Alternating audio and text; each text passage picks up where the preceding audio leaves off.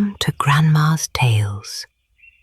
Today, we have a beautiful bedtime story for toddlers and preschoolers. Sit back, get comfortable under your warm blanket, and let the quiet sounds of the autumn forest wash over you. Have you ever wondered why the autumn leaves whisper so softly when the wind blows through the trees? Or what secrets are hidden on the misty island in the middle of the lake where the old wise owl lives? Today, we are going to visit that very island. This story will lead us to the quietest place in the world, where the water ripples like a gentle lullaby, and where sleep comes as easily as a falling leaf. Together with a little squirrel named Nutkin, we will learn why some secrets are best kept quiet, and how even the most playful hearts can find peace at the end of the day. Once upon a time, at the edge of a deep, ancient forest, there lived a family of red squirrels. They had soft, russet fur, bushy tails, and bright, curious eyes. Among them was a young squirrel named Nutkin. Now, Nutkin was different from his brother Twinkleberry and his many cousins. While the other squirrels were busy gathering acorns and sorting pine cones for the coming winter, Nutkin preferred to play. In his tiny paws, Nutkin always carried his most prized possession, hollowed golden hazelnut shell. It was perfectly smooth, polished by his touch, and it made a tiny soft click-clack sound whenever he rolled it between his fingers. This little hazelnut shell was his totem, his treasure, and his constant companion. He would spin it on flat stones, peer through its tiny hole at the autumn sun, and listen to the wind echoing inside it. "Nutkin," Twinkleberry would whisper as the autumn wind began to blow colder, carrying the scent of damp earth and fallen birch leaves. "The days are growing shorter. The great clock of the forest is ticking. Look at the golden birch leaves. They are falling faster every day. Soon the frost will lock the ground, and we must have our winter store ready."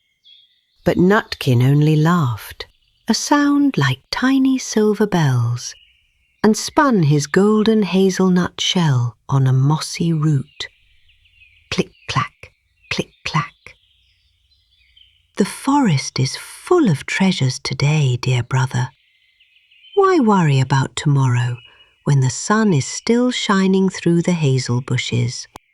In the very middle of the great, still lake, there lay an island. It was covered in thick groves of nut trees, heavy with the finest, ripest, brown hazelnuts. And in the heart of this island, inside the hollow of a massive ancient oak tree, lived an old owl named Old Brown. Old Brown was wise, silent, and very dignified. He did not like to be disturbed, and the forest animals knew that one must always show him the greatest respect.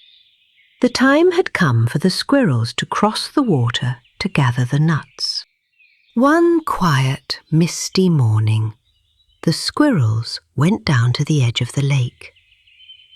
They brought with them little rafts made of birch-bark and dry twigs. They used their bushy tails as sails, catching the gentle morning breeze, and paddled across the glassy, still water.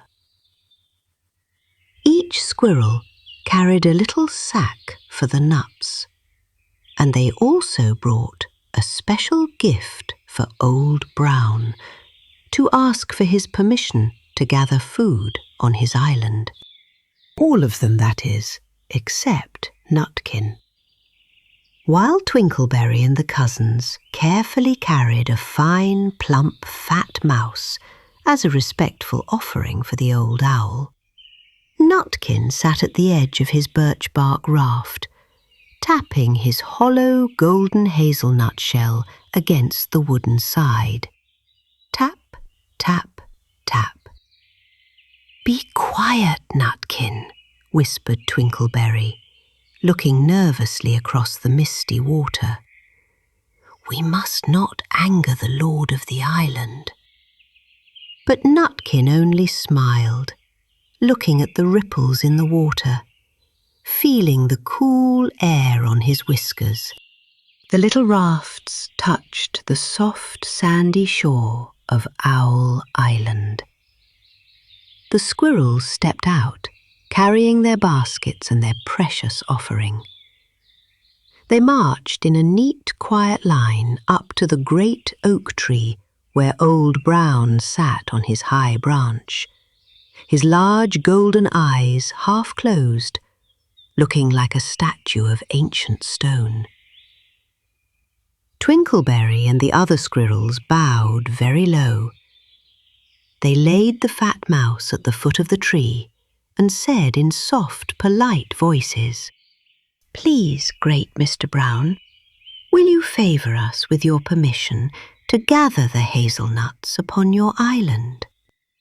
Old Brown did not speak.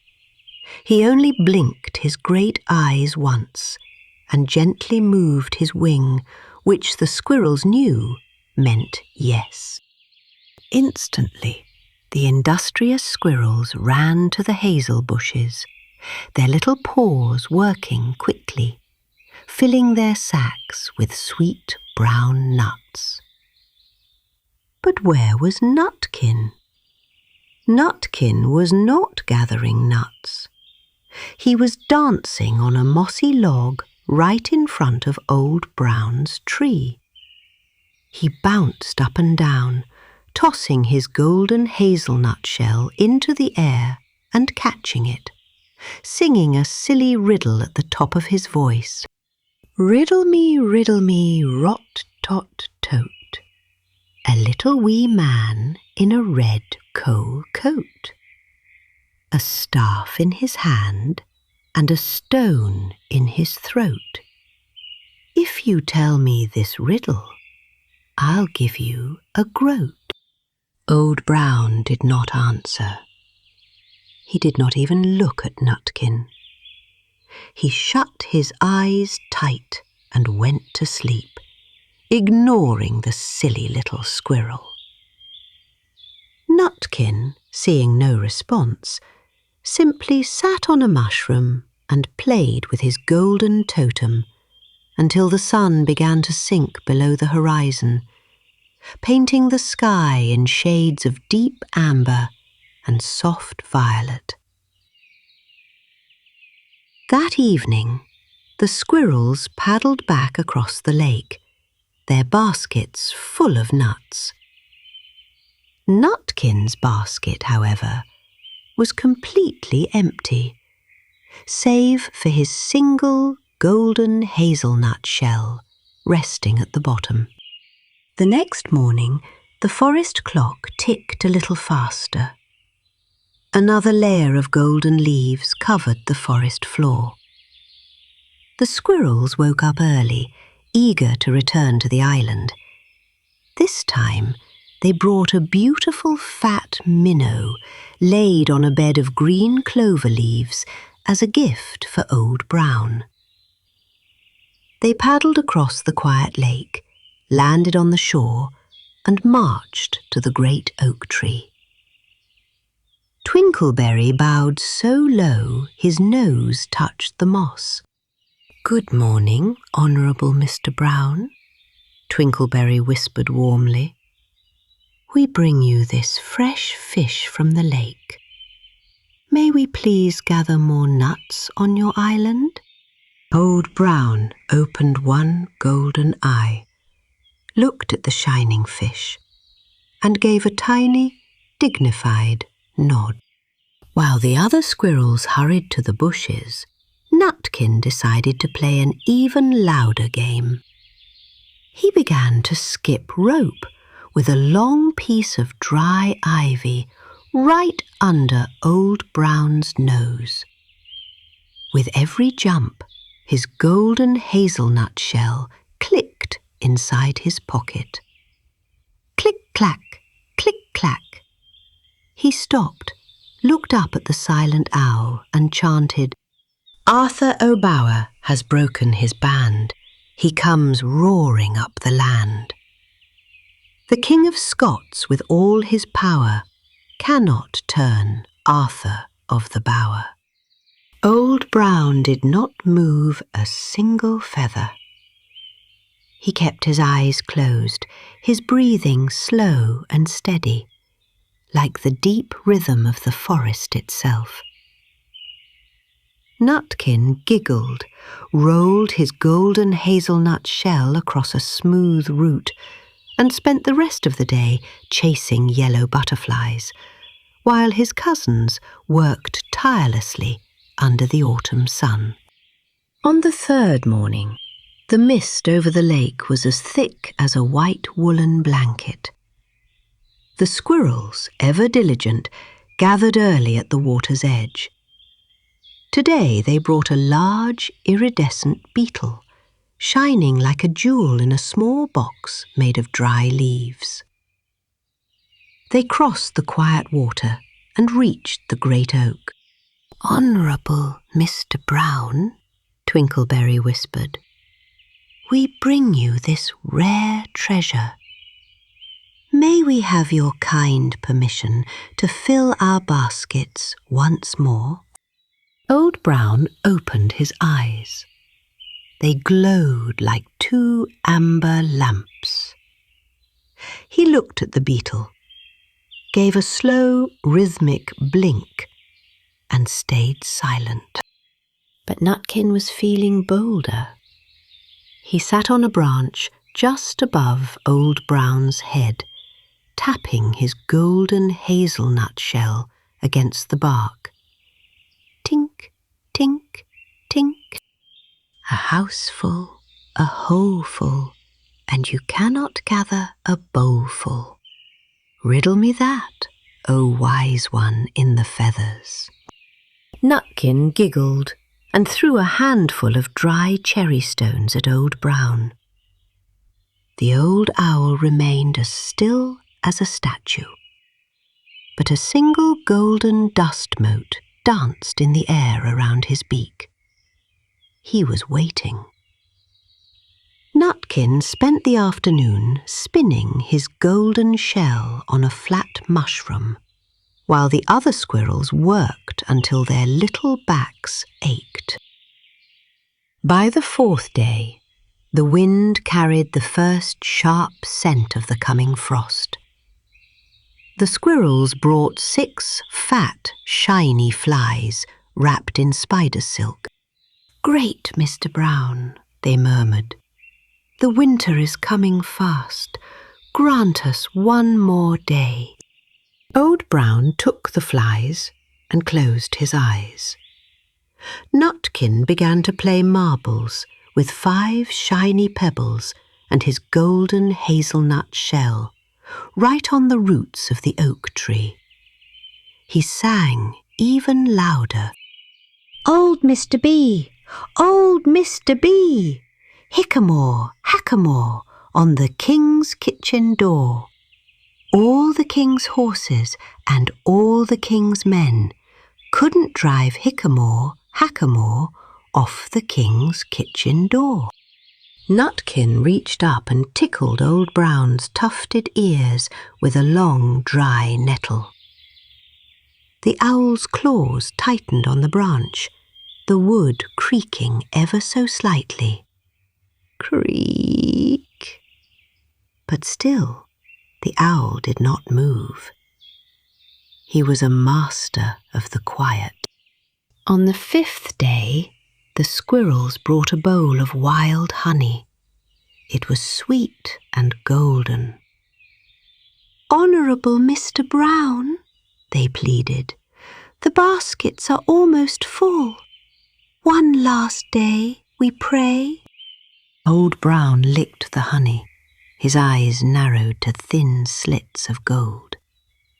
Nutkin was now beyond all reason. He jumped onto Old Brown's back. He ran up and down the owl's wings, shouting his riddles, his golden hazelnut shell clicking loudly. As I went over Tippletine, I met a flock of bonny swine. Some yellow-necked, some yellow-backed. They were the very bonniest swine that ever went over Tippletine. Suddenly, there was a sound like a great book closing. Flap! Old Brown did not hoot. In one swift, silent motion, he reached out with his great velvet-soft talons. There was a scuffle, a flutter of fur, and a tiny squeak. The other squirrels fled into the bushes. They looked back and saw Old Brown holding Nutkin by the tail, carrying him up toward the dark hollow of the oak tree. Inside the hollow, it was quiet. Nutkin was trembling.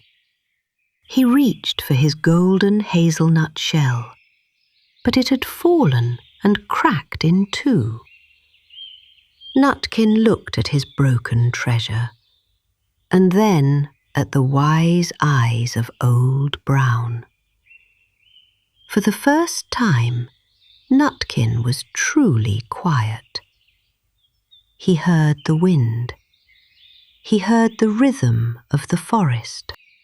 Old Brown whispered, in a voice like the rustle of ancient leaves, "Little Nutkin, silence is a gift. Respect is the key that opens the heart of the forest. You have spent your days talking, but you have never truly listened."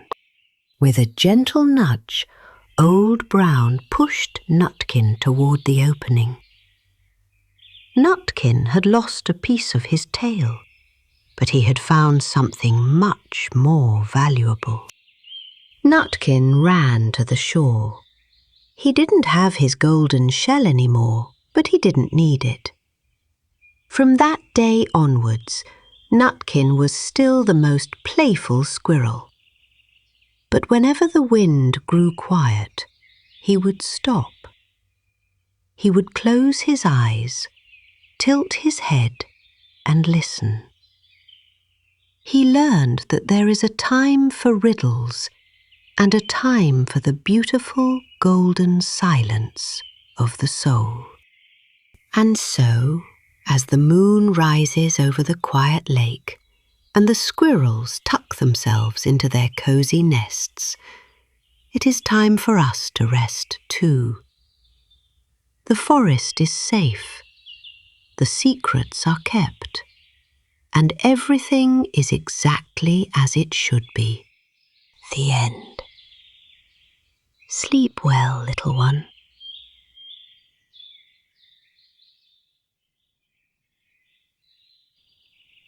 For more audiobooks for preschoolers or 3-year-olds, stay on our channel. Grandma will be here when you wake up.